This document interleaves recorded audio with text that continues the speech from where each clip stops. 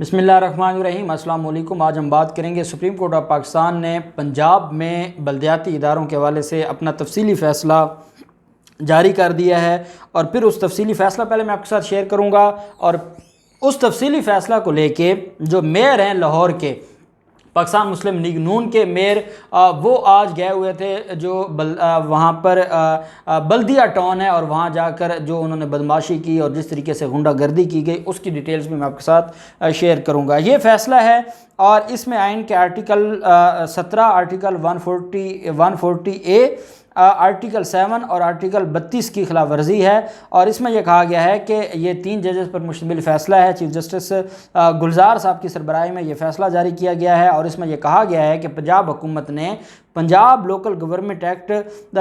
PLJGA 2019 کے section 3 کے تحت بلدیاتی اداروں کو تحلیل کر دیا تھا، ختم کر دیا تھا، حالانکہ انتخابات PLGA 2013 کے تحت 2015 اور 16 میں مرحلہ وار ہوئے تھے، جس میں منتخب بلدیاتی اداروں کا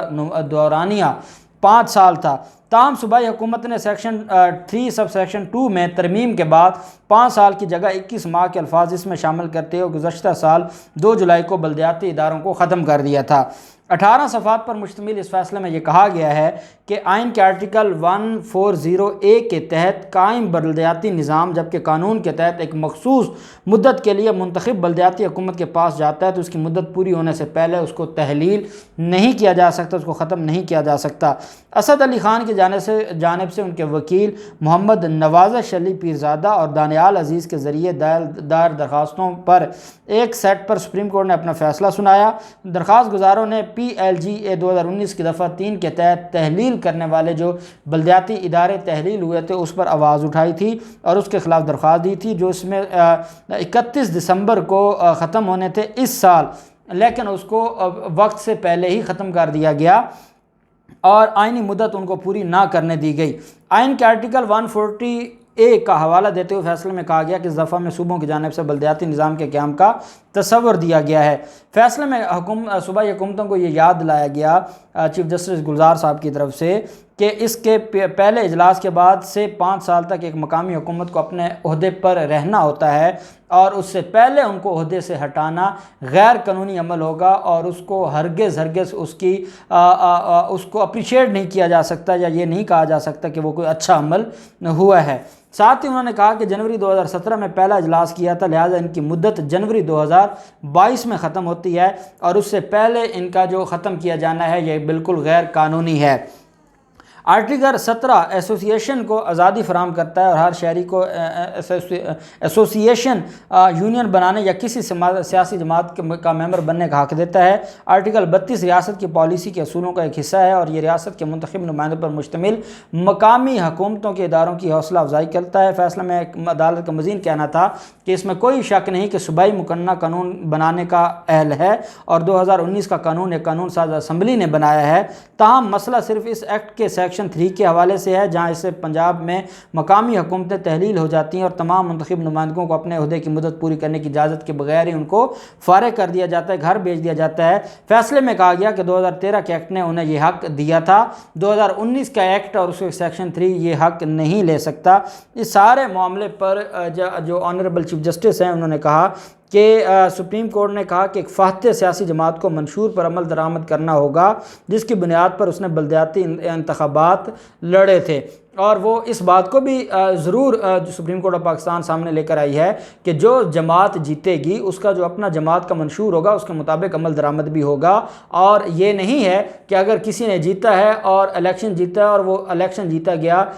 غریب کے حقوق کو بحال کرنے کے لیے یا غریب کو روٹی دینے کے لیے روٹی کپڑا مکان کے نعرے پر الیکشن لڑا گیا، منشور یہ دکھایا گیا، اور جب الیکشن جیت گئے، جب ان کو فتح مل گئی تو اس کے بعد انہوں نے اپنا جو ان کا مقصد تھا وہ اس مقصد سے ہٹ گیا، تو اس کا مطلب کیا ہوا؟ اس کا مطلب یہ ہوا کہ یہ سارا فراڈ تھا، اور وہ فراڈ کی بنیاد پر ہی سارے کے ساری کارروائیاں کر رہے تھے، اور وہ صرف لوٹ مار کے لیے آتے ہیں، ان کا اپنا کوئی اور مقصد نہیں ہے۔ فیصلے میں یہ بھی کہا گیا کہ کوئی بھی غیر قانونی حکم جو کسی جماعت کی مدت پوری ہونے سے قبل اسے عہدے سے ہٹا کر رائے دہندگان سے ان کے کیے گئے وعدوں کو پورا کرنے سے روکتا ہے، ان رائے دہندگان کی بنیادی حقوق کی پامالی ہوگی۔ اور میں یہ سمجھتا ہوں کہ یہ سپریم کورٹ آف پاکستان کی جو ججمنٹ ہے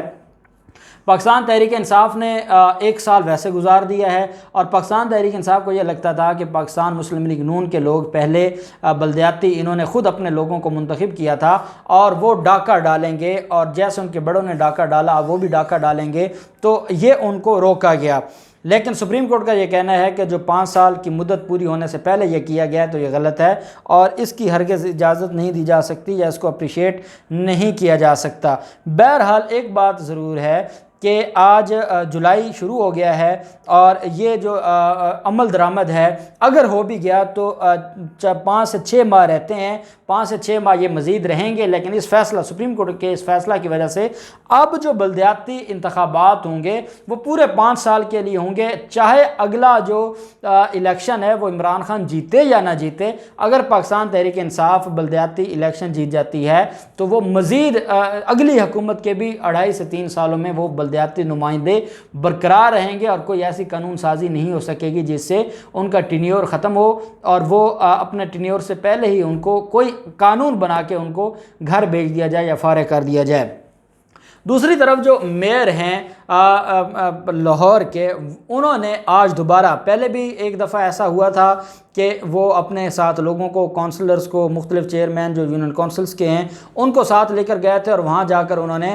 بدماشی کی تھی اور تالے توڑے تھے، اور کیونکہ ابھی یہ معاملہ توہین عدالت کی درخواست بھی پینڈنگ ہے سپریم کورٹ آف پاکستان میں، اور وفاقی حکومت کی ریویو پٹیشن بھی پینڈنگ ہے سپریم کورٹ آف پاکستان میں، تو وفاقی حکومت کا یہ کہنا ہے کہ کیونکہ ہم نے ریویو فائل کر دیا ہے تو جب تک ریویو کا فیصلہ نہیں آتا اس پر عمل درآمد نہیں ہو سکتا، لیکن وہ زبردستی عمل درآمد کروانا چاہتے ہیں، اور وہ چاہتے ہیں کہ جو 6 ماہ رہ گئے ہیں جتنی لوٹ مار ہو سکتی ہیں ہم وہ لوٹ مار کریں، اور ہم اپنے جو مفادات ہیں وہ حاصل کریں، ہم فنڈز حاصل کریں، ہم کرپشن کریں، اور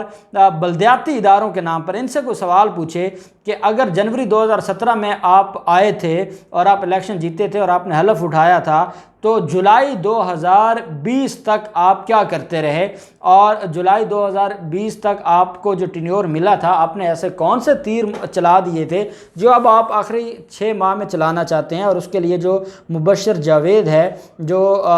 میئر ہے لاہور کا، جس طریقے سے وہ آج وہاں پر تقریر کر رہا تھا، اور وہ تقریر نہیں تھی بلکہ وہ سیدھی سیدھی بدماشی تھی اور غنڈہ گردی تھی، تو یہ ساری کی ساری چیزیں اگر ان کو یہ لگتا ہے کہ سپریم کورٹ آف پاکستان کے احکامات پر عمل درآمد نہیں ہو رہا تو آپ کے پاس فورم سپریم کورٹ ہے، جائیں آپ وہاں پر عمل درآمد کے لیے درخواست فائل کریں، یا آپ وہاں پر توہین عدالت کی درخواست کو آگے لے کر چلیں۔ آپ اس طریقے سے بلدیہ ٹاؤن جانا اور ایک گروہ لے کے جانا، ایک گروپ لے کر جانا، اور وہاں پر جا کے حملہ کی نیت سے تالے توڑنا اور بدماشی کرنا، میں نہیں سمجھتا کہ اس کی بھی قانون اجازت دیتا ہے۔ تو چیزیں ہونی چاہیے قانون کے مطابق، جس بات کی آئین اجازت دے، جس بات کی قانون اجازت دے صرف وہی ہو اور اس کے علاوہ کچھ نہ ہو۔ اب دیکھتے ہیں اس سارے معاملے پر مزید کیا ہوتا ہے، جو بھی ڈیٹیلز ہوں گی ہم آپ کے ساتھ شیئر کرتے رہیں گے۔ اللہ پاک پاکستان کا حامی و ناصر ہو۔ بہت شکریہ، اللہ حافظ، پاکستان زندہ باد۔